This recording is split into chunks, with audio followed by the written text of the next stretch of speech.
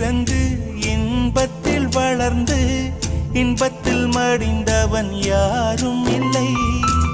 துன்பத்தில் பிறந்து துன்பத்தில் வளர்ந்து துன்பத்தில் முடிந்தவன் யாரும் இல்லை. இன்பம் பாதி துன்பமும் பாதி இரண்டும் வாழ்வின் அங்கம். நெருப்பில் வெந்து நீரினில் குளித்தால் நகையாய் மாறும் தங்கம். தோல்வியும் கொஞ்சம் வேண்டுமடி, வெற்றிக்கு அதுவே எணியடி.